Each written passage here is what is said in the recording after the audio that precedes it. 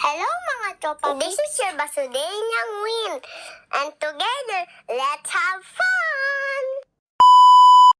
Hello mga tropa babe, samahan nyo nga po pala kami mag-church. May nahanap nga po kaming tricycle, kaya po nagsakay na po kami doon. Bago nga po pala umalis, ay nagbili si ate siya ng chicken.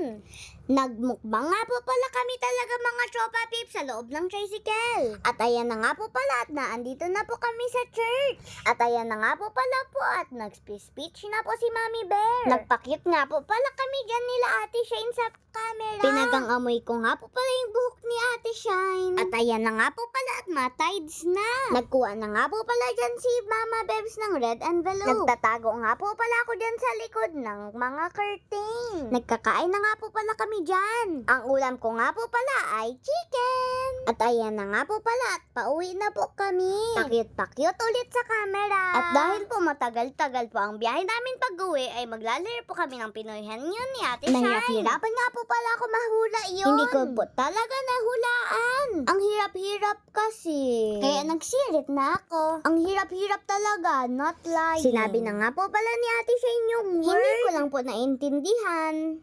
Nagdaan nga po pala kami dyan sa HP pa kasi po may bibilhin daw po sila Ate Shine. Kasama ko nga po pala dyan si Mama Bebs. Naglipat nga po pala si Mama Bebs dyan sa loob. Habang naghihintay nga po pala ako ay magiinom pa ako dagsito. Pinagang patawa nga po pala ako dyan ni Mama Bebs. Nag-uula na nga po pala yung sito dun sa bibig ko. Sobrang nakakatawa kasi. So nakikita nyo na po dyan ay naluluki na ako.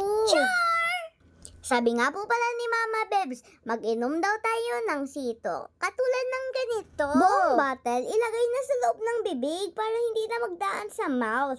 Magpunta na agad dun sa lalamunan. Another tips nga po pala galing kay Mama Bebs, pag nagiinom ka ng sito, dapat naka-pose. Yeah! Ganito nga po pala kami talaga magkulitan ni Mama Bebs. Kwento ko nga po pala sa inyo mga tropa peeps na naglalaro din kami ni Mama Bebs ng Pillow Fight! Hindi ka naman galit ba Sudenyang Win? Energetic yarn. Char! Sobrang happy ko nga mga tropa peeps kasi meron akong rich tita. Nung bumalik nga po pala si Ate Shine ay binigyan po niya ako ng ice cream.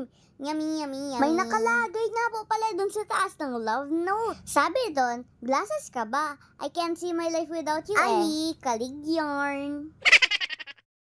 Doon nga po pala sa ice cream ni Ate Shine ay may nakalagay din. Si Joshua ka ba? Kasi I just wanna be with you eh. Ciao! Kaya hanggang dito na lang po muna. Abangan nyo pa ang more fun and more adventure videos ko. Kaya po yun lang. Maraming salamat and stay tuned and see you in my next vlog. God bless!